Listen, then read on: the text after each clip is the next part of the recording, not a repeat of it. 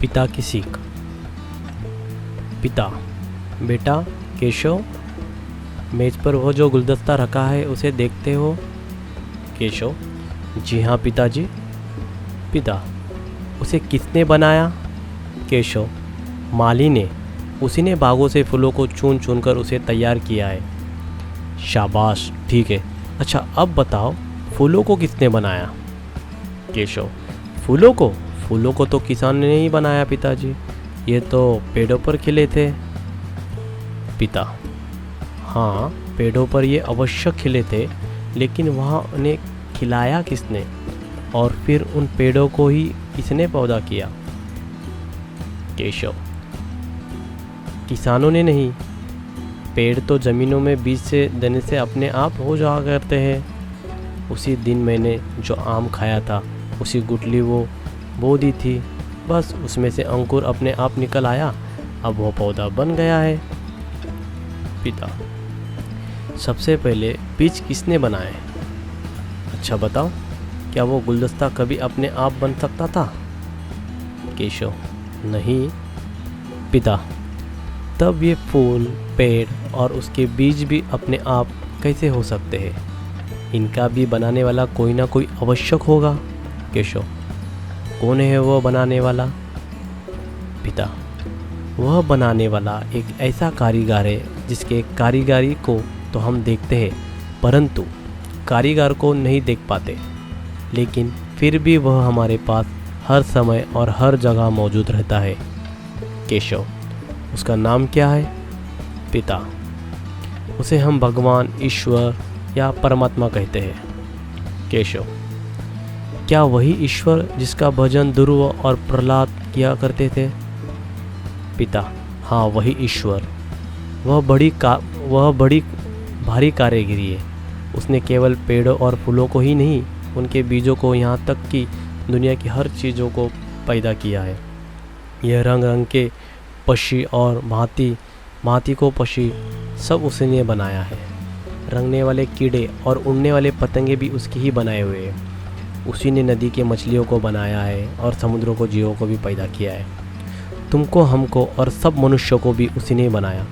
उसी ने सूर्यों को बनाया, चंद्रमा को बनाया और आकाशों को, तारों को पैदा किया।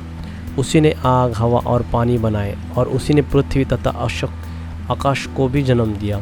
कहाँ तक कहें, बस थोड़े में इतना ही समझ लो कि सृष्टि में जो कहीं तुम्हें दिखाई देता है और जो नहीं दिखाई देता है, वह सब सभी का बनाया है। वही इस सृष्टि का एकमात्र कारीगर है।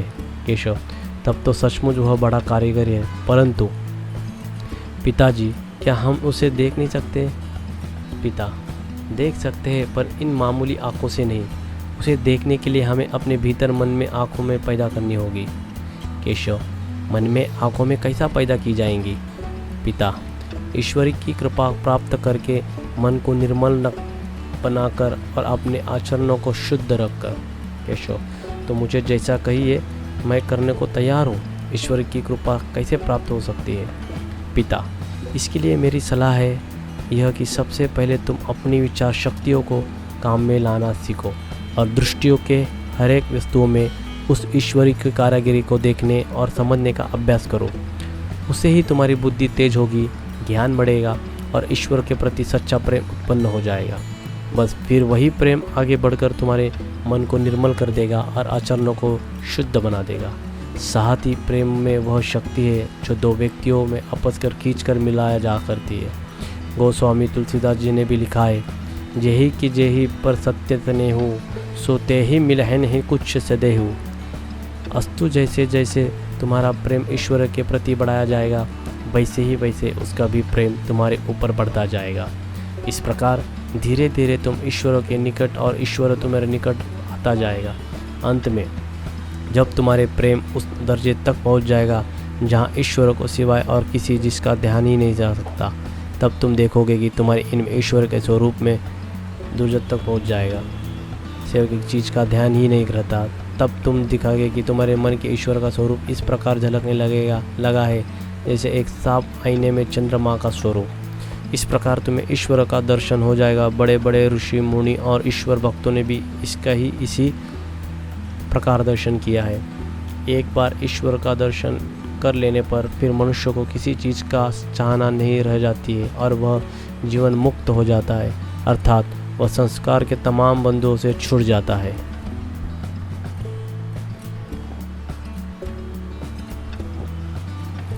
केशव: लेकिन पिताजी, हमारा प्रेम यदि उस दर्जे तक नहीं पहुँचे तब क्या होगा? पिता: जब भी तुम्हारा कल्याण ही होगा। उस प्रकार के काम कभी व्यर्थ नहीं जाते। जितना गहरा ईश्वर के प्रति तुम्हारा प्रेम होगा उतना ही ऊंचा और सफल तुम्हारा जीवन भी बन जाएगा। केशव: ठीक है, अब मैं समझ गया। पिता: अच्छा, तो आज मैं तुम्हें एक छोटा सा गीत ईश्वर की प्रार्थना के लिए सिखाता हूँ और इसे समझो और याद कर लो।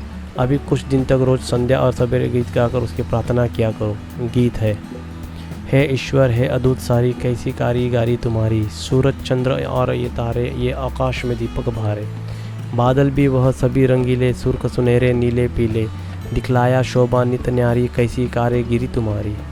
माली बीज बगाए बोता उसमें पेड़ बसा होता, डाले फूल फूल फल लाती जिनमें लाखों बीज जमाती, एक बीज का अचरक भारी कैसी कारीगरी तुम्हारी, जो हम पदार्थ खाते स्वाद जीव पर वो दिखलाते, फिर वो आते में यहाँ जाते लोहू बनते ताकत लाते, अद्भुत ही मशीन बलिहारी कैसी कारीगरी तुम्हारी।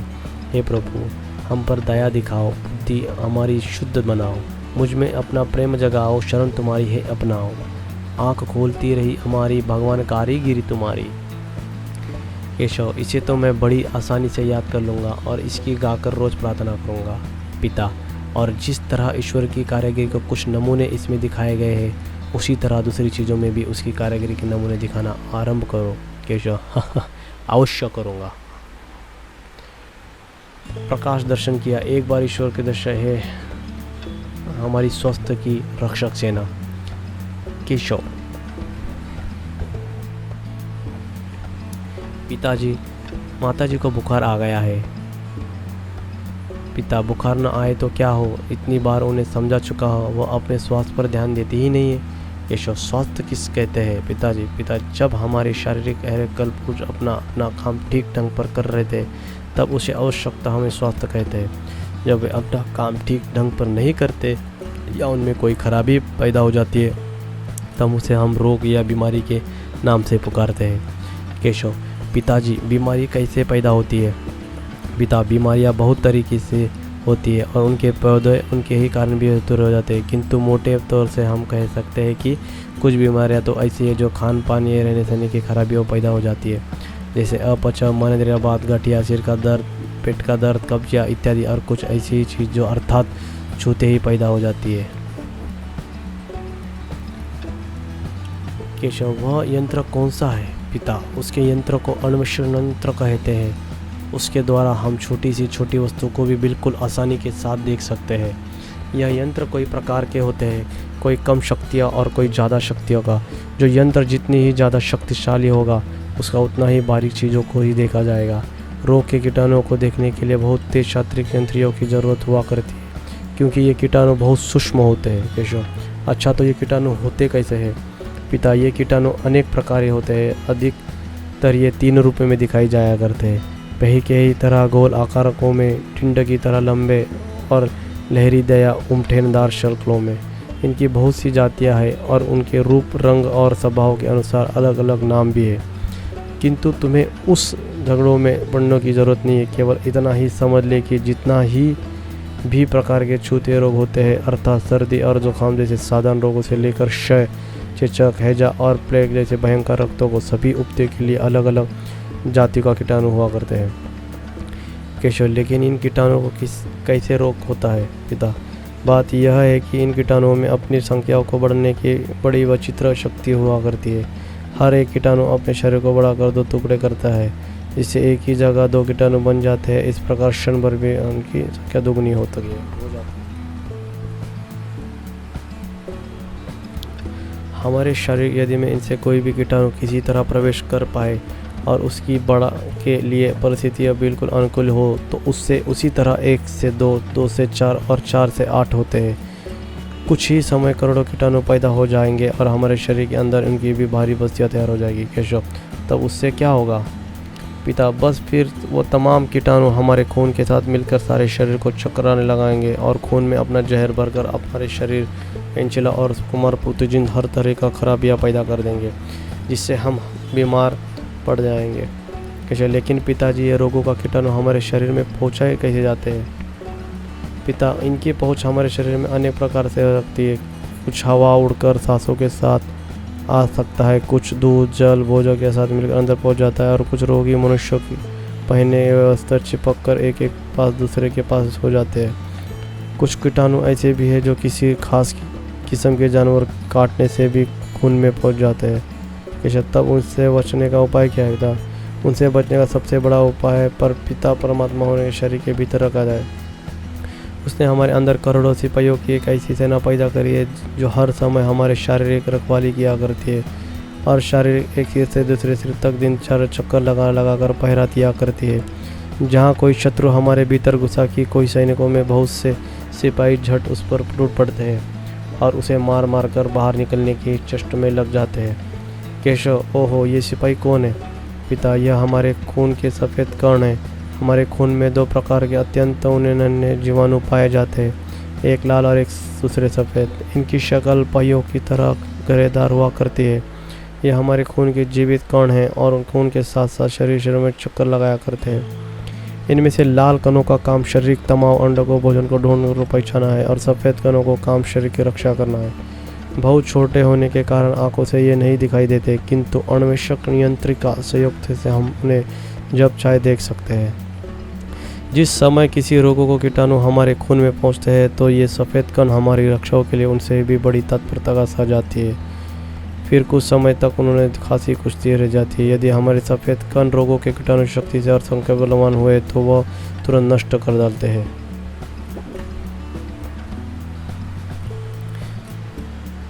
हमारे शरीर में किसी रोगों के कीटाणु प्रवेश भी किया था नहीं है, किंतु यदि हमारे सफ़ेद कण उनसे कमज़ोर पड़े तो फिर वह स्वयं नष्ट होने लगते हैं और रोगों को तेज़ी से बढ़ाकर शरीर पर अपना दिखा लेते हैं। केशव, यह बात सुन में बड़ी अद्भुत जान पड़ती है। पिता, हाँ, लेकिन यह बिल्कुल सच है। हम बहुधा देखते हैं कि कोई आदमी तो छूते ही रोगी के पास दिन रात सोता बैठता है और उसकी सेवा किया करता है, लेकिन फिर भी बीमार नहीं पड़ता, और कोई केवल 10-5 मिनट के लिए वह रोगी का हालचाल देखने जाता है और उस घर में पहुँचते ही बीमार पड़ जाता है। इसका कारण क्या है? रोगों को छूते ही कीटाणु तो देनों के शरीर में प्रवेश करता है, किंतु पहला आदमी बीमार नहीं पड़ता क्योंकि उसके खून में सफ़ेद कण रोगों के कीटाणु से अधिक बलवान है और उसकी उन्हें रोक रखते हैं। दूसरा आदमी बीमार पड़ जाता है क्योंकि उनके खून में सफ़ेद कण उतने ही मजबूत है और उन कीटाणुओं से दवा नहीं हो सकती। केशव, तब इन सफ़ेद कणों को बलवान बनाकर उपाय क्या है? पिता, उन्हें बलवान बनाकर स्वयं सुंदर और सीधा उपाय है कि हम बराबर ऐसे नियमों को पालन करते हैं जिनमें से शरीर को बल और उनकी शक्ति बराबर बढ़ती जाए। उसके लिए सबसे पहले हम अपने खान पान और रहन सहन के ठीक रास्ते पर रखना होगा। केशव, खान पान हमें कैसा रखना चाहिए? पिता, खान पान का सवाल हमारे शरीरों में और स्वास्थ्य के लिए बड़ा महत्वक है।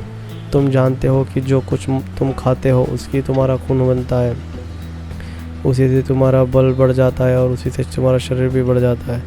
जन्मों के समय तुम्हारे शरीर कैसा नन्हा सा था, किंतु आज वह इतना बड़ा हो गया।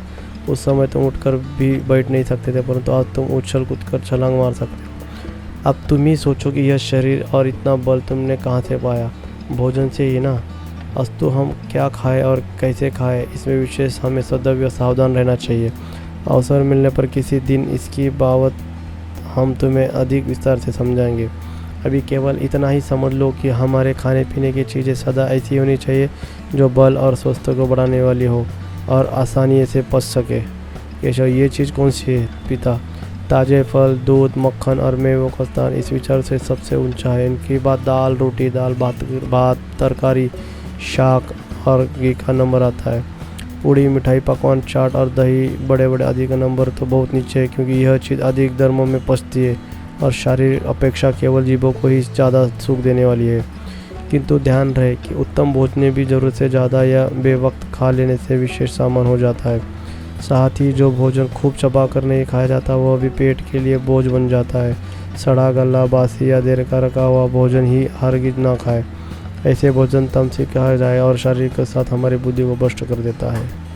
रंगने वाले कीड़े और उड़ने वाले पतंगे भी उसके ही बनाए हुए हैं। उसी ने नदी के मछलियों को बनाया है और समुद्रों को जीवों को भी पैदा किया है। तुमको, हमको और सब मनुष्यों को भी उसी ने बनाया। उसने सूर्यों को बनाया, चंद्रमा को बनाया और आकाशों को, तारों को पैदा किया। उसी ने आग, हवा और पानी बनाए और उसी ने पृथ्वी तथा आकाश को भी जन्म दिया। कहाँ तक कहें, बस थोड़े में इतना ही समझ लो कि सृष्टि में जो कहीं तुम्हें दिखाई देता है और जो नहीं दिखाई देता है वह सब सभी का बनाया है। वही इस सृष्टि का एकमात्र कारीगर है। केशव, तब तो सचमुच वह बड़ा कारीगर है, परंतु पिताजी, क्या हम उसे देख नहीं सकते? पिता, देख सकते हैं, पर इन मामूली आँखों से नहीं। उसे देखने के लिए हमें अपने भीतर मन में आँखों में पैदा करनी होगी। केशव, मन में आँखों में कैसा पैदा की जाएंगी? पिता, ईश्वर की कृपा प्राप्त करके मन को निर्मल बनाकर और अपने आचरणों को शुद्ध रखकर। केशव, तो मुझे जैसा कहिए मैं करने को तैयार हूँ। ईश्वर की कृपा कैसे प्राप्त हो सकती है? पिता, इसके लिए मेरी सलाह है यह कि सबसे पहले तुम अपनी विचार शक्तियों को काम में लाना सीखो और दृष्टियों के हर एक वस्तुओं में उस ईश्वरी की कारीगरी को देखने और समझने का अभ्यास करो।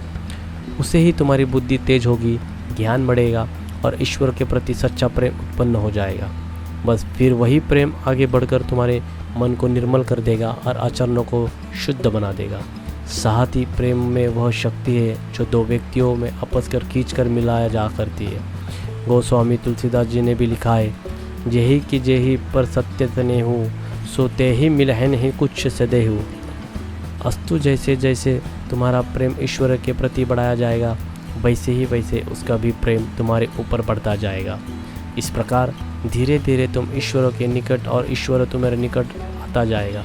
अंत में जब तुम्हारे प्रेम उस दर्जे तक पहुंच जाएगा जहां ईश्वर को सिवाय और किसी जिसका ध्यान ही नहीं जा सकता, तब तुम देखोगे कि तुम्हारे इनमें ईश्वर के स्वरूप में दुर्जत तक पहुंच जाएगा। सिर्फ एक चीज़ का ध्यान ही नहीं रहता, तब तुम दिखाओगे कि तुम्हारे मन के ईश्वर का स्वरूप इस प्रकार झलकने लगा है जैसे एक साफ आईने में चंद्रमा का स्वरूप। इस प्रकार तुम्हें ईश्वर का दर्शन हो जाएगा। बड़े बड़े ऋषि मुनि और ईश्वर भक्तों ने भी इसी प्रकार दर्शन किया है। एक बार ईश्वर का दर्शन कर लेने पर फिर मनुष्य को किसी चीज़ का चाहना नहीं रह जाती है और वह जीवन मुक्त हो जाता है, अर्थात वह संस्कार के तमाम बंधुओं से छूट जाता है।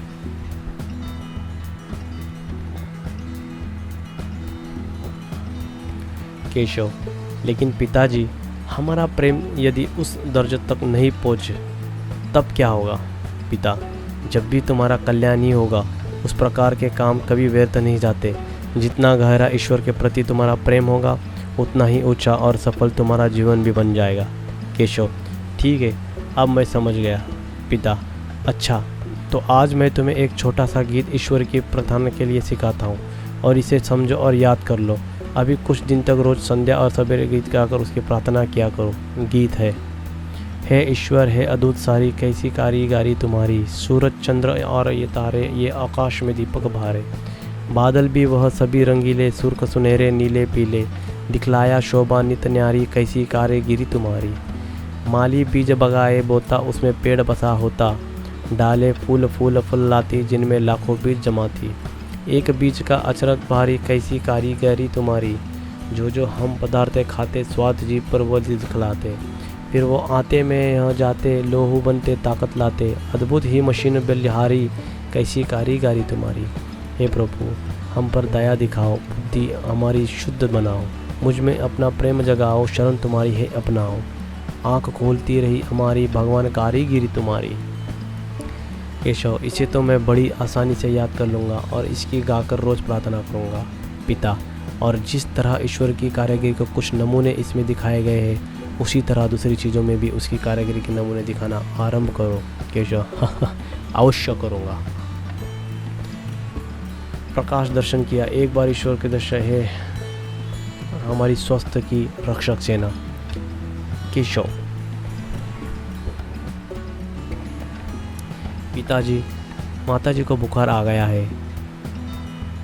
पिता बुखार न आए तो क्या हो, इतनी बार उन्हें समझा चुका हो, वह अपने स्वास्थ्य पर ध्यान देती ही नहीं है। केशव, स्वास्थ्य किस कहते हैं पिताजी? पिता, जब हमारे शारीरिक कलपुर्ज अपना अपना काम ठीक ढंग पर कर रहे थे तब उसे आवश्यकता हमें स्वास्थ्य कहते हैं। जब वे अपना काम ठीक ढंग पर नहीं करते या उनमें कोई खराबी पैदा हो जाती है तब उसे हम रोग या बीमारी के नाम से पुकारते हैं। केशव, पिताजी बीमारी कैसे पैदा होती है? पिता, बीमारियां बहुत तरीके से होती है और उनके पौधे उनके ही कारण भी दूर हो जाते हैं, किंतु मोटे तौर से हम कह सकते हैं कि कुछ बीमारियां तो ऐसी है जो खान पान या रहने सहने की खराबियों पैदा हो जाती है, जैसे अपचाव, मनोदर्द, गठिया, सिर का दर्द, पेट का दर्द, कब्जिया इत्यादि, और कुछ ऐसी चीज़ जो अर्थात छूते ही पैदा हो जाती है। केशव, वह यंत्र कौन सा है? पिता, उसके यंत्र को अन्वेषण यंत्र कहते हैं। उसके द्वारा हम छोटी से छोटी वस्तु को भी बिल्कुल आसानी के साथ देख सकते हैं। यह यंत्र कई प्रकार के होते हैं, कोई कम शक्तियाँ और कोई ज़्यादा शक्तियों का। जो यंत्र जितनी ही ज़्यादा शक्तिशाली होगा उसका उतना ही बारीक चीज़ों को ही देखा जाएगा। रोग के कीटाणुओं को देखने के लिए बहुत तेज यांत्रिक यंत्रियों की ज़रूरत हुआ करती है, क्योंकि ये कीटाणु बहुत सूक्ष्म होते हैं। केशव, अच्छा, तो ये कीटाणु होते कैसे हैं? पिता, ये कीटाणु अनेक प्रकार के होते हैं। अधिकतर ये 3 रूपों में दिखाई जाया करते हैं। पही के ही तरह गोल आकारकों में, टिंड की तरह लंबे और लहरी दया उमठेनदार शल्कों में। इनकी बहुत सी जातियां हैं और उनके रूप, रंग और स्वभाव के अनुसार अलग अलग नाम भी है, किंतु तुम्हें उस झगड़ों में पड़ने की ज़रूरत नहीं है। केवल इतना ही समझ ले कि जितना ही भी प्रकार के छूते रोग होते हैं, अर्थात सर्दी और जुकाम जैसे साधारण रोगों से लेकर क्षय, चेचक, हैजा और प्लेग जैसे भयंकर रक्तों को, सभी उपते के लिए अलग अलग जाति का कीटाणु हुआ करते हैं। केशव, लेकिन इन कीटाणुओं को कैसे रोग होता है? पिता, बात यह है कि इन कीटाणुओं में अपनी संख्याओं को बढ़ने की बड़ी विचित्र शक्ति हुआ करती है। हर एक कीटाणु अपने शरीर को बढ़ाकर 2 टुकड़े करता है, जिससे एक ही जगह 2 कीटाणु बन जाते हैं। इस प्रकार क्षण भर में उनकी संख्या दोगुनी हो जाती है। हमारे शरीर यदि में इनसे कोई भी कीटाणु किसी तरह प्रवेश कर पाए और उसकी बढ़ा के लिए परिस्थितियाँ बिल्कुल अनुकूल हो तो उससे उसी तरह 1 से 2, 2 से 4 और 4 से 8 होते हैं। कुछ ही समय करोड़ों कीटाणु पैदा हो जाएंगे और हमारे शरीर के अंदर उनकी भी भारी बस्तियाँ तैयार हो जाएगी। केशव, तब उससे क्या होगा? पिता, बस फिर वो तमाम कीटाणु हमारे खून के साथ मिलकर सारे शरीर को चकराने लगाएंगे और खून में अपना जहर भरकर हमारे शरीर, पेंचिला और कुमार प्रोटोजिन हर तरह का खराबियाँ पैदा कर देंगे, जिससे हम बीमार पड़ जाएंगे। कैसे? लेकिन पिताजी, ये रोगों का कीटाणु हमारे शरीर में पहुँचाए कैसे जाते हैं? पिता, इनकी पहुँच हमारे शरीर में अनेक प्रकार से हो सकती है।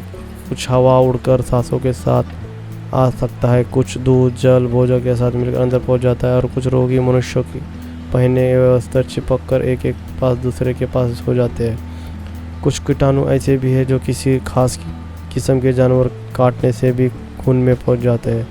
कैसे? तब उनसे बचने का उपाय क्या है? पिता, उनसे बचने का सबसे बड़ा उपाय है पर पिता परमात्मा होने के शरीर के भीतर रखा है।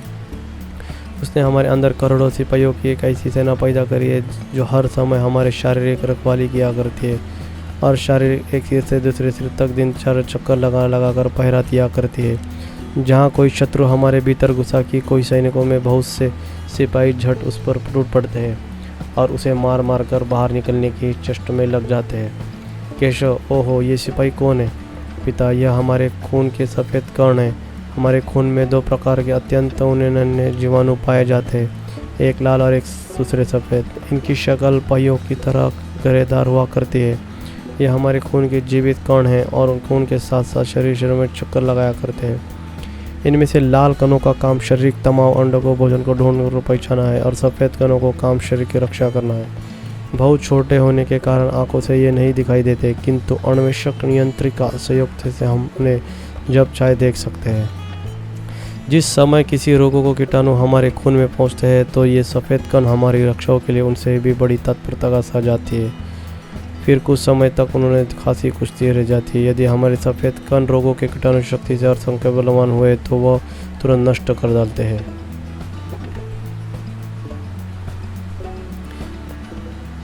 हमारे शरीर में किसी रोगों के कीटाणु प्रवेश भी किया था नहीं है, किंतु यदि हमारे सफ़ेद कण उनसे कमज़ोर पड़े तो फिर वह स्वयं नष्ट होने लगते हैं।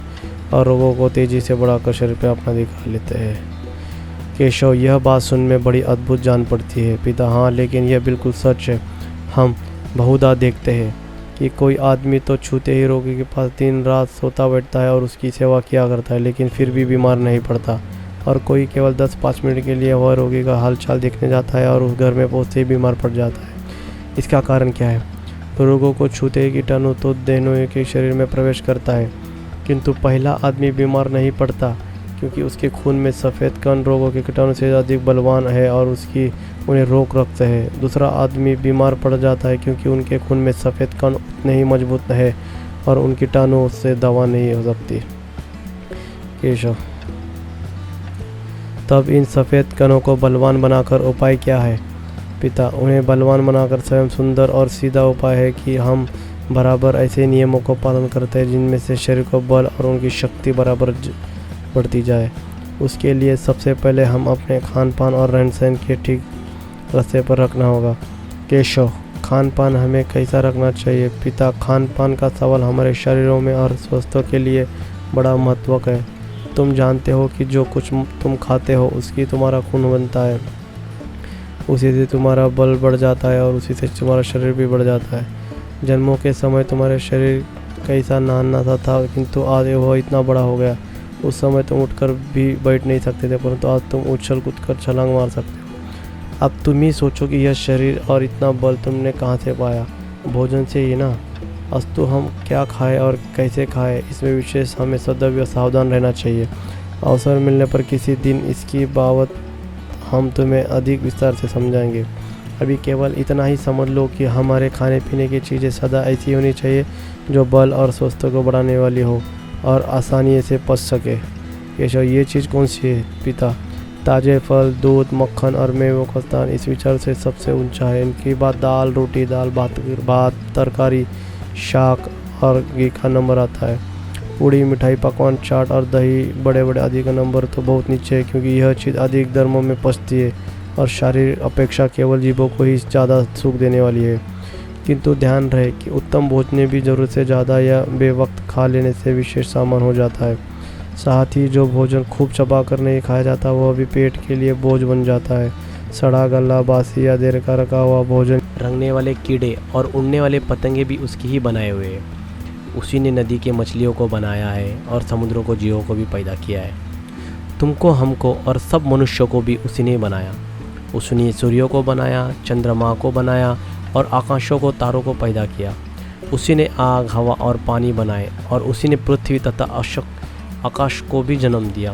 कहाँ तक कहें, बस थोड़े में इतना ही समझ लो कि सृष्टि में जो कहीं तुम्हें दिखाई देता है और जो नहीं दिखाई देता है वह सब सभी का बनाया है। वही इस सृष्टि का एकमात्र कारीगर है। केशव, तब तो सचमुच वह बड़ा कारीगर है, परंतु पिताजी, क्या हम उसे देख नहीं सकते? पिता, देख सकते हैं, पर इन मामूली आँखों से नहीं। उसे देखने के लिए हमें अपने भीतर मन में आँखों में पैदा करनी होगी। केशव, मन में आँखों में कैसा पैदा की जाएंगी? पिता, ईश्वर की कृपा प्राप्त करके मन को निर्मल बनाकर और अपने आचरणों को शुद्ध रखकर। केशव, तो मुझे जैसा कहिए मैं करने को तैयार हूँ।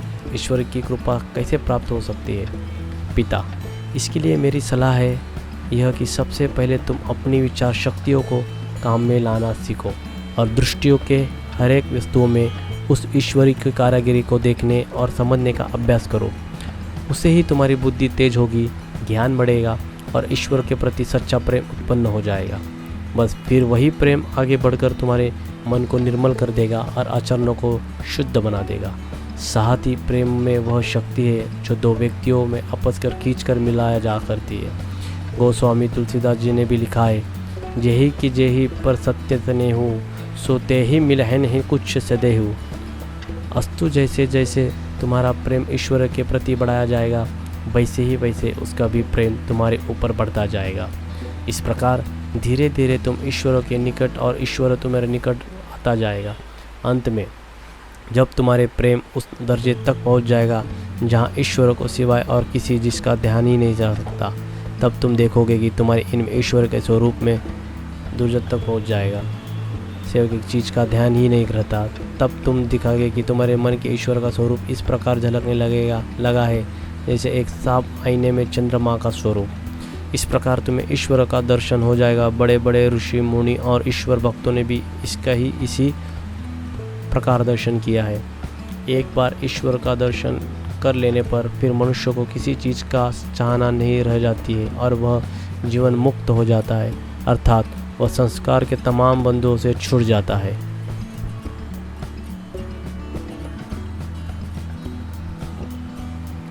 केशव: लेकिन पिताजी, हमारा प्रेम यदि उस दर्जे तक नहीं पहुँचे तब क्या होगा? पिता: जब भी तुम्हारा कल्याण ही होगा। उस प्रकार के काम कभी व्यर्थ नहीं जाते। जितना गहरा ईश्वर के प्रति तुम्हारा प्रेम होगा उतना ही ऊंचा और सफल तुम्हारा जीवन भी बन जाएगा। केशव: ठीक है, अब मैं समझ गया। पिता: अच्छा, तो आज मैं तुम्हें एक छोटा सा गीत ईश्वर की प्रार्थना के लिए सिखाता हूँ और इसे समझो और याद कर लो। अभी कुछ दिन तक रोज़ संध्या और सवेरे गीत गाकर उसकी प्रार्थना किया करो। गीत है: हे ईश्वर, हे अद्भुत सारी कैसी कारीगरी तुम्हारी, सूरज चंद्र और ये तारे, ये आकाश में दीपक भारे, बादल भी वह सभी रंगीले, सुर्ख सुनहरे नीले पीले, दिखलाया शोभा नित न्यारी कैसी कारीगिरी तुम्हारी। माली बीज बगाए बोता उसमें पेड़ बसा होता, डाले फूल फूल फुल्लाती जिनमें लाखों बीज जमाती, एक बीज का अचरक भारी कैसी कारीगरी तुम्हारी, जो हम पदार्थ खाते स्वाद जीव पर वो दिखलाते, फिर वो आते में यहाँ जाते लोहू बनते ताकत लाते, अद्भुत ही मशीन बलिहारी कैसी कारीगरी तुम्हारी। हे प्रभु, हम पर दया दिखाओ, बुद्धि हमारी शुद्ध बनाओ, मुझ में अपना प्रेम जगाओ, शरण तुम्हारी है अपनाओ, आँख खोलती रही हमारी भगवान कारीगिरी तुम्हारी। केशव: इसे तो मैं बड़ी आसानी से याद कर लूँगा और इसकी गाकर रोज़ प्रार्थना करूँगा। पिता: और जिस तरह ईश्वर की कारीगरी को कुछ नमूने इसमें दिखाए गए हैं उसी तरह दूसरी चीज़ों में भी उसकी कारीगरी के नमूने दिखाना आरंभ करो। केशव: अवश्य करूँगा। प्रकाश दर्शन किया। एक बार ईश्वर के दर्शन है हमारी स्वास्थ्य की रक्षक सेना। केशव: पिताजी, माताजी को बुखार आ गया है।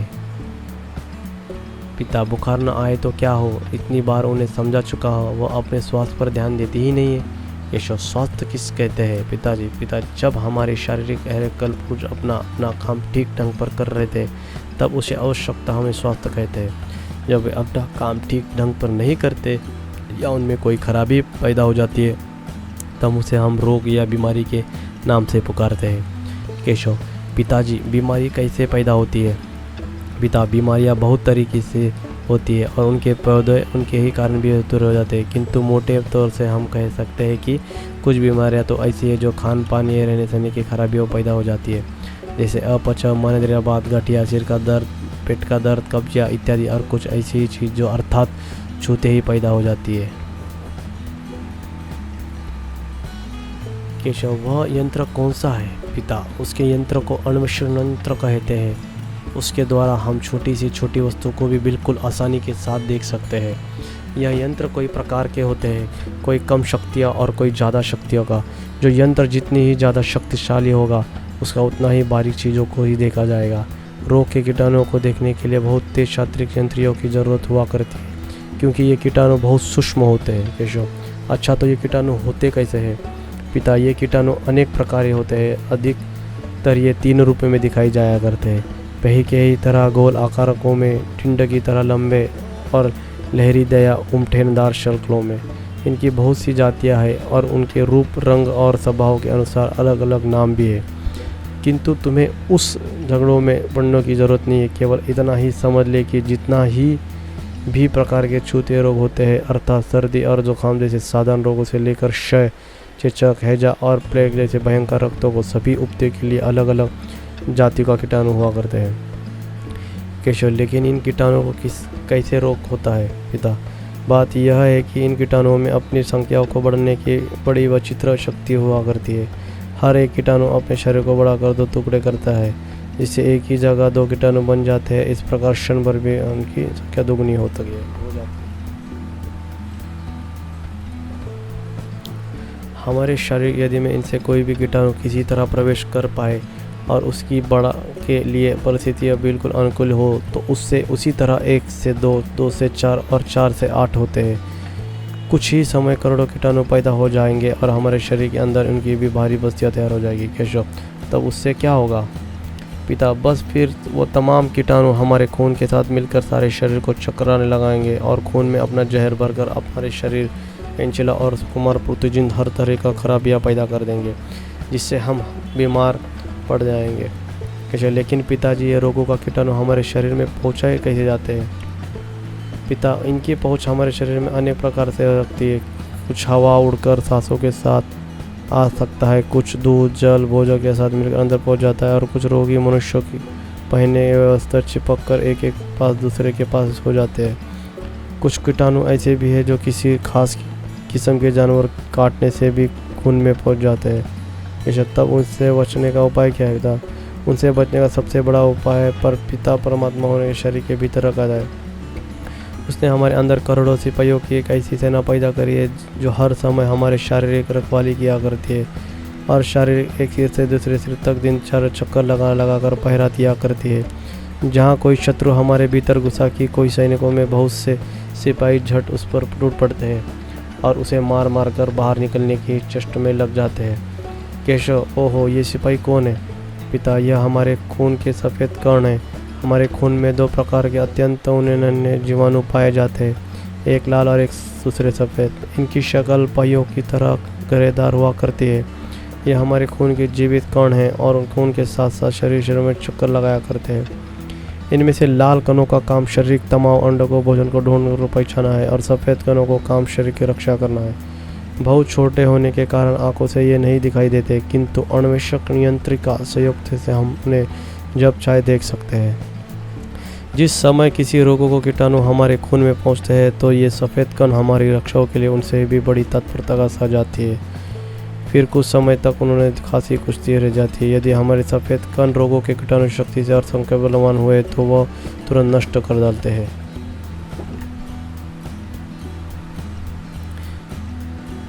हमारे शरीर में किसी रोगों के कीटाणु प्रवेश भी किया था नहीं है, किंतु यदि हमारे सफ़ेद कण उनसे कमज़ोर पड़े तो फिर वो स्वयं नष्ट होने लगते हैं और रोगों को तेज़ी से बढ़ाकर शरीर पर अपना दिखा लेते हैं। केशव, यह बात सुनने में बड़ी अद्भुत जान पड़ती है। पिता, हाँ, लेकिन यह बिल्कुल सच है। हम बहुधा देखते हैं कि कोई आदमी तो छूते ही रोगी के पास दिन रात सोता बैठता है और उसकी सेवा किया करता है, लेकिन फिर भी बीमार नहीं पड़ता। और कोई केवल 10-5 मिनट के लिए वह रोगी का हालचाल देखने जाता है और उस घर में पहुँचते ही बीमार पड़ जाता है। इसका कारण क्या है? रोगों को छूते ही कीटाणु तो दोनों के शरीर में प्रवेश करता है, किंतु पहला आदमी बीमार नहीं पड़ता क्योंकि उसके खून में सफ़ेद कण रोगों के कीटाणु से अधिक बलवान है और उसकी उन्हें रोक रखते हैं। दूसरा आदमी बीमार पड़ जाता है क्योंकि उनके खून में सफ़ेद कण उतने ही मजबूत है और उन कीटाणुओं से दवा नहीं हो सकती। केशव, तब इन सफ़ेद कणों को बलवान बनाकर उपाय क्या है? पिता, उन्हें बलवान बनाकर स्वयं सुंदर और सीधा उपाय है कि हम बराबर ऐसे नियमों को पालन करते हैं जिनमें से शरीर को बल और उनकी शक्ति बराबर बढ़ती जाए। उसके लिए सबसे पहले हम अपने खान पान और रहन सहन के ठीक रास्ते पर रखना होगा। केशव, खान पान हमें कैसा रखना चाहिए? पिता, खान पान का सवाल हमारे शरीरों में और स्वास्थ्य के लिए बड़ा महत्व है। तुम जानते हो कि जो कुछ तुम खाते हो उसकी तुम्हारा खून बनता है, उसी से तुम्हारा बल बढ़ जाता है और उसी से तुम्हारा शरीर भी बढ़ जाता है। जन्मों के समय तुम्हारे शरीर कैसा नाना सा था, किंतु आज वह इतना बड़ा हो गया। उस समय तुम उठकर भी बैठ नहीं सकते थे, परंतु आज तुम उछल कूद कर छलांग मार सकते हो। अब तुम ही सोचो कि यह शरीर और इतना बल तुमने कहाँ से पाया? भोजन से ही ना। अस्तु हम क्या खाएं और कैसे खाएं, इसमें विशेष हमें सदैव सावधान रहना चाहिए। अवसर मिलने पर किसी दिन इसकी बाबत हम तुम्हें अधिक विस्तार से समझाएंगे। अभी केवल इतना ही समझ लो कि हमारे खाने पीने की चीज़ें सदा ऐसी होनी चाहिए जो बल और स्वास्थ्य को बढ़ाने वाली हो और आसानी से पच सके। केशव, ये चीज़ कौन सी है? पिता, ताज़े फल, दूध, मक्खन और मेवों का स्थान इस विचार से सबसे ऊंचा है। इनकी बात दाल, रोटी, दाल भात, तरकारी, शाक और घी का नंबर आता है। पूड़ी, मिठाई, पकवान, चाट और दही बड़े बड़े आदि का नंबर तो बहुत नीचे है, क्योंकि यह चीज़ अधिक धर्मों में पचती है और शारीरिक अपेक्षा केवल जीवों को ही ज़्यादा सुख देने वाली है। किंतु ध्यान रहे कि उत्तम भोजन में भी जरूरत से रंगने वाले कीड़े और उड़ने वाले पतंगे भी उसके ही बनाए हुए हैं। उसी ने नदी के मछलियों को बनाया है और समुद्रों को जीवों को भी पैदा किया है। तुमको, हमको और सब मनुष्यों को भी उसी ने बनाया। उसी ने सूर्यों को बनाया, चंद्रमा को बनाया और आकाशों को, तारों को पैदा किया। उसी ने आग, हवा और पानी बनाए और उसी ने पृथ्वी तथा आकाश को भी जन्म दिया। कहाँ तक कहें, बस थोड़े में इतना ही समझ लो कि सृष्टि में जो कहीं तुम्हें दिखाई देता है और जो नहीं दिखाई देता है वह सब सभी का बनाया है। वही इस सृष्टि का एकमात्र कारीगर है। केशव, तब तो सचमुच वह बड़ा कारीगर है, परंतु पिताजी, क्या हम उसे देख नहीं सकते? पिता, देख सकते हैं, पर इन मामूली आँखों से नहीं। उसे देखने के लिए हमें अपने भीतर मन में आँखों में पैदा करनी होगी। केशव, मन में आँखों में कैसा पैदा की जाएंगी? पिता, ईश्वर की कृपा प्राप्त करके मन को निर्मल बनाकर और अपने आचरणों को शुद्ध रखकर। केशव, तो मुझे जैसा कहिए मैं करने को तैयार हूँ। ईश्वर की कृपा कैसे प्राप्त हो सकती है? पिता, इसके लिए मेरी सलाह है यह कि सबसे पहले तुम अपनी विचार शक्तियों को काम में लाना सीखो और दृष्टियों के हर एक वस्तुओं में उस ईश्वरी की कारीगरी को देखने और समझने का अभ्यास करो। उससे ही तुम्हारी बुद्धि तेज होगी, ज्ञान बढ़ेगा और ईश्वर के प्रति सच्चा प्रेम उत्पन्न हो जाएगा। बस फिर वही प्रेम आगे बढ़कर तुम्हारे मन को निर्मल कर देगा और आचरणों को शुद्ध बना देगा। साथ ही प्रेम में वह शक्ति है जो दो व्यक्तियों में आपस कर खींच कर मिलाया जा करती है। गोस्वामी तुलसीदास जी ने भी लिखा है, जेहि कि जेहि पर सत्य स्नेहु, सो ते ही मिलहन ही कुछ सदेहु। अस्तु, जैसे जैसे तुम्हारा प्रेम ईश्वर के प्रति बढ़ाया जाएगा वैसे ही वैसे उसका भी प्रेम तुम्हारे ऊपर बढ़ता जाएगा। इस प्रकार धीरे धीरे तुम ईश्वर के निकट और ईश्वर तुम्हारे निकट आता जाएगा। अंत में जब तुम्हारे प्रेम उस दर्जे तक पहुंच जाएगा जहां ईश्वर को सिवाय और किसी जिसका ध्यान ही नहीं जा सकता, तब तुम देखोगे कि तुम्हारे इनमें ईश्वर के स्वरूप में दुर्जत तक पहुंच जाएगा। सिर्फ एक चीज़ का ध्यान ही नहीं रहता, तब तुम दिखाओगे कि तुम्हारे मन के ईश्वर का स्वरूप इस प्रकार झलकने लगा है जैसे एक साफ आईने में चंद्रमा का स्वरूप। इस प्रकार तुम्हें ईश्वर का दर्शन हो जाएगा। बड़े बड़े ऋषि मुनि और ईश्वर भक्तों ने भी इसी प्रकार दर्शन किया है। एक बार ईश्वर का दर्शन कर लेने पर फिर मनुष्य को किसी चीज़ का चाहना नहीं रह जाती है और वह जीवन मुक्त हो जाता है, अर्थात वह संस्कार के तमाम बंधुओं से छूट जाता है।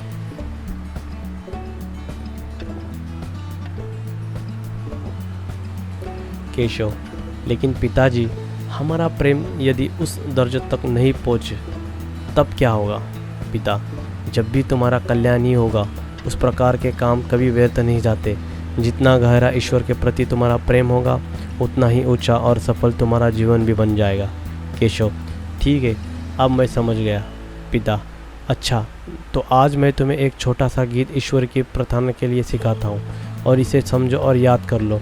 अभी कुछ दिन तक रोज़ संध्या और सवेरे गीत गाकर उसकी प्रार्थना किया करो। गीत है, हे ईश्वर, हे अद्भुत सारी कैसी कारीगरी तुम्हारी, सूरज चंद्र और ये तारे, ये आकाश में दीपक भारे, बादल भी वह सभी रंगीले, सुर्ख सुनहरे नीले पीले, दिखलाया शोभा नित न्यारी कैसी कारीगिरी तुम्हारी। माली बीज बगाए बोता, उसमें पेड़ बसा होता, डाले फूल फूल फल लाती, जिनमें लाखों बीज जमा थी। एक बीज का अचरज भारी कैसी कारीगरी तुम्हारी, जो हम पदार्थ खाते स्वाद जीव पर वो दिखलाते, फिर वो आते में यहाँ जाते, लोहू बनते ताकत लाते, अद्भुत ही मशीन बलिहारी कैसी कारीगरी तुम्हारी।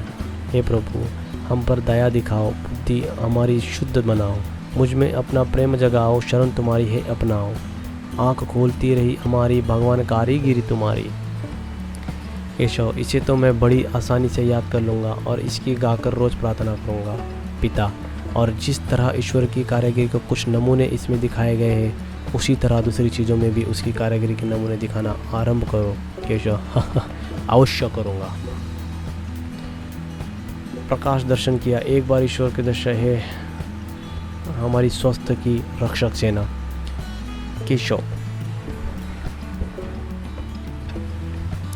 पिताजी, माताजी को बुखार आ गया है। पिता, बुखार न आए तो क्या हो, इतनी बार उन्हें समझा चुका हो, वो अपने स्वास्थ्य पर ध्यान देती ही नहीं है। केशव, स्वास्थ्य किस कहते हैं पिताजी? पिता, जब हमारे शारीरिक कलपुर्ज अपना अपना काम ठीक ढंग पर कर रहे थे तब उसे आवश्यकता हमें स्वास्थ्य कहते हैं। जब वे अपना काम ठीक ढंग पर नहीं करते या उनमें कोई खराबी पैदा हो जाती है तब उसे हम रोग या बीमारी के नाम से पुकारते हैं। केशव, पिताजी, बीमारी कैसे पैदा होती है? पिता, बीमारियां बहुत तरीके से होती है और उनके पौधे उनके ही कारण भी दूर हो जाते हैं, किंतु मोटे तौर से हम कह सकते हैं कि कुछ बीमारियां तो ऐसी है जो खान पान या रहने सहने की खराबियों पैदा हो जाती है, जैसे अपच, मनोदर्द, गठिया, सिर का दर्द, पेट का दर्द, कब्जिया इत्यादि, और कुछ ऐसी चीज़ जो अर्थात छूते ही पैदा हो जाती है। केशव, वह यंत्र कौन सा है? पिता, उसके यंत्र को अन्वेषण यंत्र कहते हैं। उसके द्वारा हम छोटी से छोटी वस्तु को भी बिल्कुल आसानी के साथ देख सकते हैं। यह यंत्र कई प्रकार के होते हैं, कोई कम शक्तियाँ और कोई ज़्यादा शक्तियों का। जो यंत्र जितनी ही ज़्यादा शक्तिशाली होगा उसका उतना ही बारीक चीज़ों को ही देखा जाएगा। रोग के कीटाणुओं को देखने के लिए बहुत तेज शास्त्रीय यंत्रियों की ज़रूरत हुआ करती है, क्योंकि ये कीटाणु बहुत सूक्ष्म होते हैं। केशव, अच्छा, तो ये कीटाणु होते कैसे हैं? पिता, ये कीटाणु अनेक प्रकार के होते हैं। अधिकतर ये 3 रूपों में दिखाई जाया करते हैं। पही के ही तरह गोल आकारकों में, टिंड की तरह लंबे और लहरीदय या उमठेनदार शल्कों में।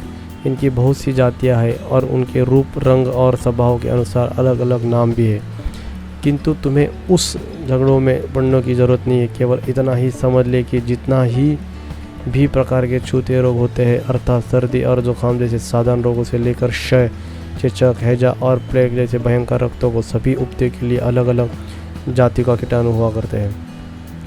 केशव, लेकिन इन कीटाणुओं को कैसे रोग होता है? पिता, बात यह है कि इन कीटाणुओं में अपनी संख्याओं को बढ़ने की बड़ी विचित्र शक्ति हुआ करती है।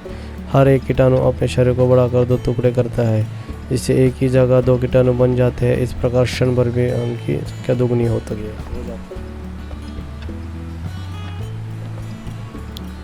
हमारे शरीर यदि में इनसे कोई भी कीटाणु किसी तरह प्रवेश कर पाए और उसकी बढ़ा के लिए परिस्थितियाँ बिल्कुल अनुकूल हो तो उससे उसी तरह 1 से 2, 2 से 4 और 4 से 8 होते हैं। कुछ ही समय करोड़ों कीटाणु पैदा हो जाएंगे और हमारे शरीर के अंदर उनकी भी भारी बस्तियाँ तैयार हो जाएगी। केशव, तब उससे क्या होगा?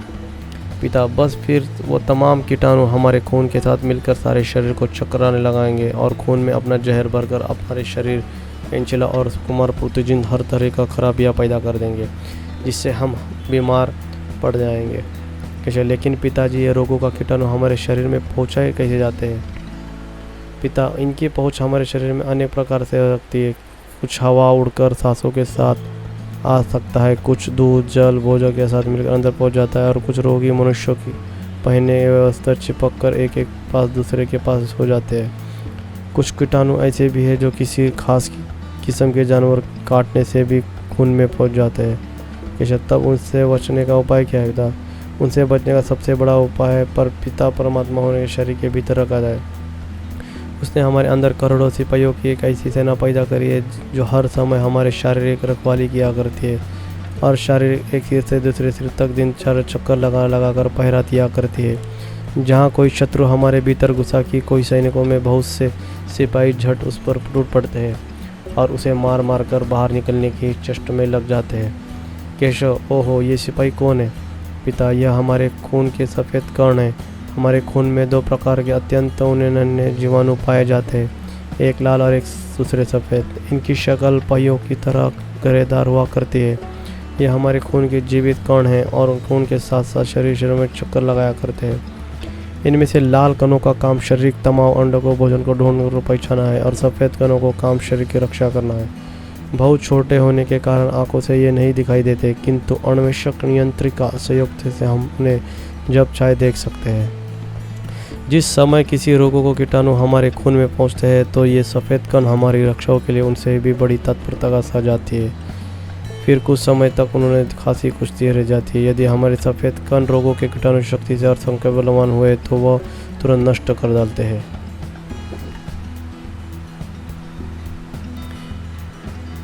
हमारे शरीर में किसी रोगों के कीटाणु प्रवेश भी किया था नहीं है, किंतु यदि हमारे सफ़ेद कण उनसे कमज़ोर पड़े तो फिर वह स्वयं नष्ट होने लगते हैं और रोगों को तेज़ी से बढ़ाकर शरीर पर अपना दिखा लेते हैं। केशव, यह बात सुनने में बड़ी अद्भुत जान पड़ती है। पिता, हाँ, लेकिन यह बिल्कुल सच है। हम बहुधा देखते हैं कि कोई आदमी तो छूते ही रोगी के पास दिन रात सोता बैठता है और उसकी सेवा किया करता है, लेकिन फिर भी बीमार नहीं पड़ता। और कोई केवल 10-5 मिनट के लिए वह रोगी का हालचाल देखने जाता है और उस घर में पहुँचते ही बीमार पड़ जाता है। इसका कारण क्या है? रोगों को छूते ही कीटाणु तो देनों के शरीर में प्रवेश करता है, किंतु पहला आदमी बीमार नहीं पड़ता क्योंकि उसके खून में सफ़ेद कण रोगों के कीटाणु से अधिक बलवान है और उसकी उन्हें रोक रखते हैं। दूसरा आदमी बीमार पड़ जाता है क्योंकि उनके खून में सफ़ेद कण उतने ही मजबूत है और उन कीटाणुओं से दवा नहीं हो सकती। केशव, तब इन सफ़ेद कणों को बलवान बनाकर उपाय क्या है? पिता, उन्हें बलवान बनाकर स्वयं सुंदर और सीधा उपाय है कि हम बराबर ऐसे नियमों को पालन करते हैं जिनमें से शरीर को बल और उनकी शक्ति बराबर बढ़ती जाए। उसके लिए सबसे पहले हम अपने खान पान और रहन सहन के ठीक रास्ते पर रखना होगा। केशव, खान पान हमें कैसा रखना चाहिए? पिता, खान पान का सवाल हमारे शरीरों में और स्वास्थ्य के लिए बड़ा महत्वक है।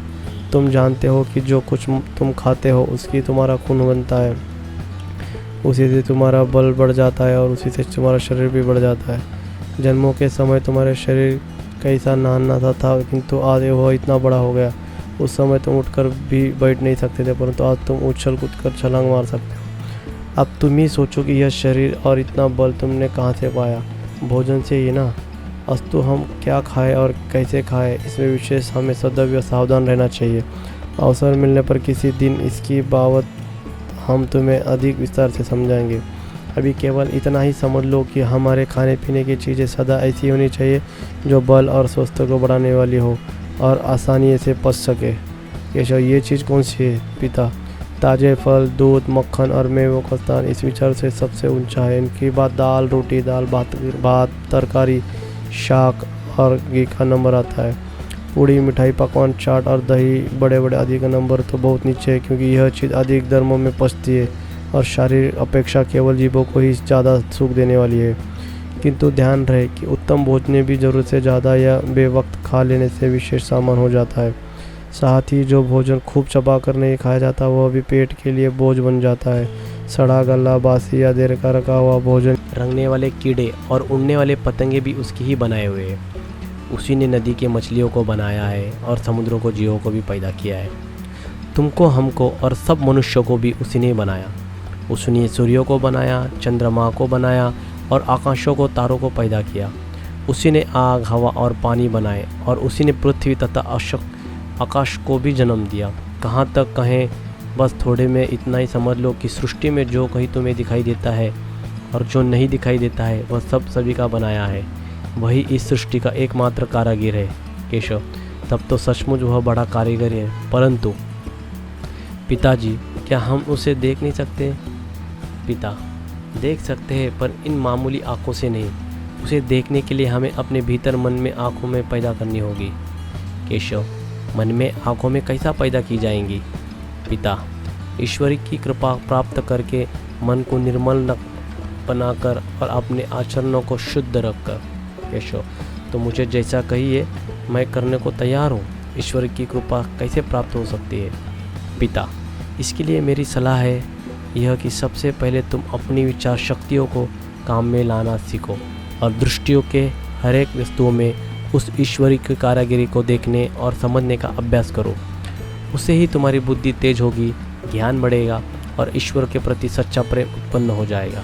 बस फिर वही प्रेम आगे बढ़कर तुम्हारे मन को निर्मल कर देगा और आचरणों को शुद्ध बना देगा। साथ ही प्रेम में वह शक्ति है जो दो व्यक्तियों में आपस कर खींच कर मिलाया जा करती है। गोस्वामी तुलसीदास जी ने भी लिखा है, जेहि कि जेहि पर सत्य तने हूँ, सोते ही मिलहन ही कुछ सदे हूँ। अस्तु, जैसे जैसे तुम्हारा प्रेम ईश्वर के प्रति बढ़ाया जाएगा वैसे ही वैसे उसका भी प्रेम तुम्हारे ऊपर बढ़ता जाएगा। इस प्रकार धीरे धीरे तुम ईश्वर के निकट और ईश्वर तुम्हारे निकट आता जाएगा।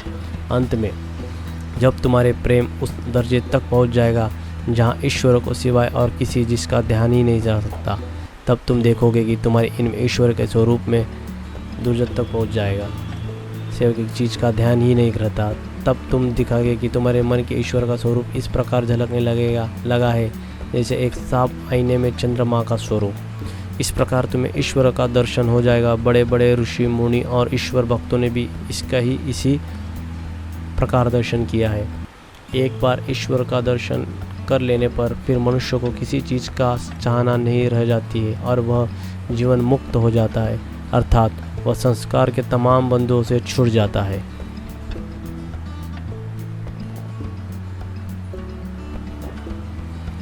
केशव: लेकिन पिताजी, हमारा प्रेम यदि उस दर्जे तक नहीं पहुँचे तब क्या होगा? पिता: जब भी तुम्हारा कल्याण ही होगा। उस प्रकार के काम कभी व्यर्थ नहीं जाते। जितना गहरा ईश्वर के प्रति तुम्हारा प्रेम होगा उतना ही ऊंचा और सफल तुम्हारा जीवन भी बन जाएगा। केशव: ठीक है, अब मैं समझ गया। पिता: अच्छा, तो आज मैं तुम्हें एक छोटा सा गीत ईश्वर की प्रार्थना के लिए सिखाता हूँ और इसे समझो और याद कर लो। अभी कुछ दिन तक रोज़ संध्या और सवेरे गीत गाकर उसकी प्रार्थना किया करो। गीत है: हे ईश्वर, हे अद्भुत सारी कैसी कारीगरी तुम्हारी। सूरज चंद्र और ये तारे, ये आकाश में दीपक भारे। बादल भी वह सभी रंगीले, सुर्ख सुनहरे नीले पीले। दिखलाया शोभा नित न्यारी, कैसी कारीगिरी तुम्हारी। माली बीज बगाए बोता, उसमें पेड़ बसा होता। डाले फूल फूल फुल्लाती, जिनमें लाखों बीज जमाती। एक बीज का अचरज भारी, कैसी कारीगरी तुम्हारी। जो हम पदार्थ खाते, स्वाद जीव पर वो दिखलाते। फिर वो आते में यहाँ जाते, लोहू बनते ताकत लाते। अद्भुत ही मशीन बलिहारी, कैसी कारीगरी तुम्हारी। हे प्रभु, हम पर दया दिखाओ, बुद्धि हमारी शुद्ध बनाओ। मुझ में अपना प्रेम जगाओ, शरण तुम्हारी है अपनाओ। आँख खोलती रही हमारी, भगवान कारीगिरी तुम्हारी। केशव: इसे तो मैं बड़ी आसानी से याद कर लूँगा और इसकी गाकर रोज़ प्रार्थना करूँगा। पिता: और जिस तरह ईश्वर की कारीगरी को कुछ नमूने इसमें दिखाए गए हैं, उसी तरह दूसरी चीज़ों में भी उसकी कारीगरी के नमूने दिखाना आरंभ करो। केशव: अवश्य करूँगा। प्रकाश दर्शन किया। एक बार ईश्वर के दर्शन है हमारी स्वास्थ्य की रक्षक सेना। केशव: पिताजी, माताजी को बुखार आ गया है। पिता: बुखार न आए तो क्या हो, इतनी बार उन्हें समझा चुका हो, वो अपने स्वास्थ्य पर ध्यान देती ही नहीं है। केशव: स्वास्थ्य किस कहते हैं पिताजी? पिता: जब हमारे शारीरिक कल्प अपना काम ठीक ढंग पर कर रहे थे तब उसे आवश्यकता हमें स्वास्थ्य कहते हैं। जब वे अपना काम ठीक ढंग पर नहीं करते या उनमें कोई खराबी पैदा हो जाती है तब उसे हम रोग या बीमारी के नाम से पुकारते हैं। केशव: पिताजी, बीमारी कैसे पैदा होती है? पिता: बीमारियां बहुत तरीके से होती है और उनके पौधे उनके ही कारण भी दूर हो जाते हैं, किंतु मोटे तौर से हम कह सकते हैं कि कुछ बीमारियां तो ऐसी है जो खान पान या रहने सहने की खराबियों पैदा हो जाती है, जैसे अपच, मनोदर्द, गठिया, सिर का दर्द, पेट का दर्द, कब्जिया इत्यादि, और कुछ ऐसी चीज़ जो अर्थात छूते ही पैदा हो जाती है।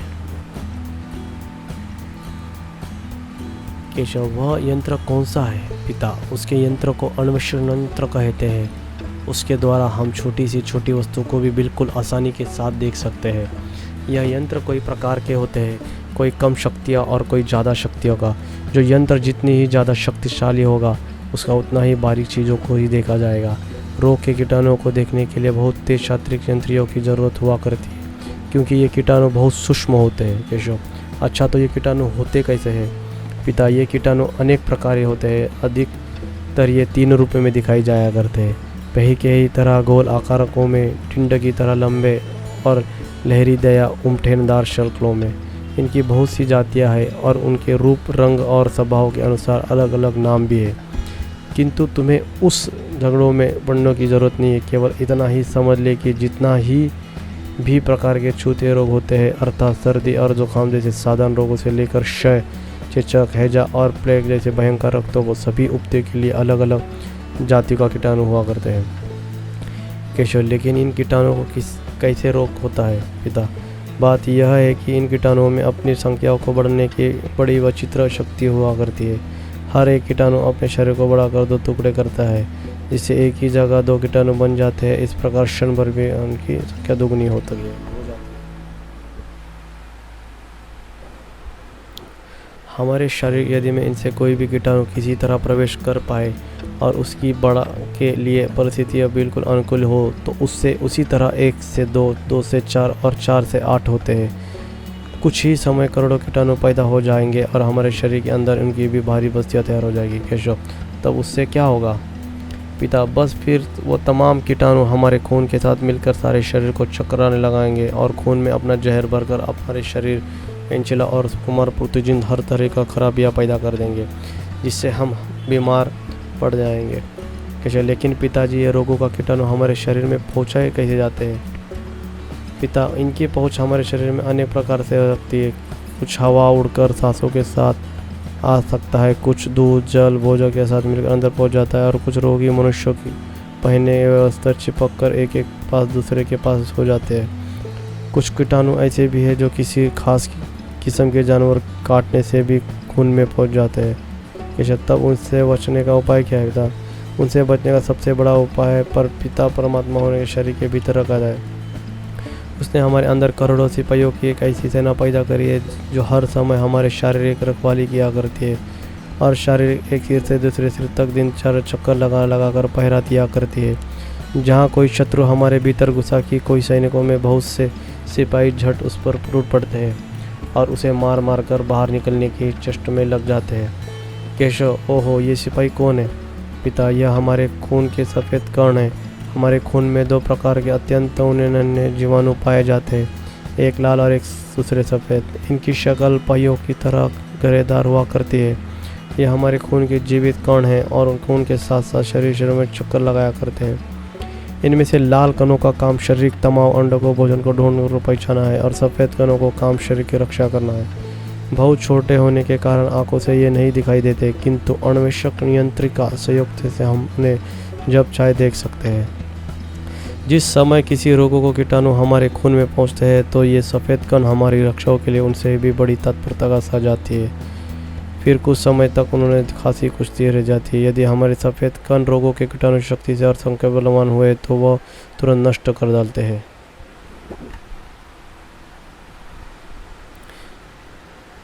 हमारे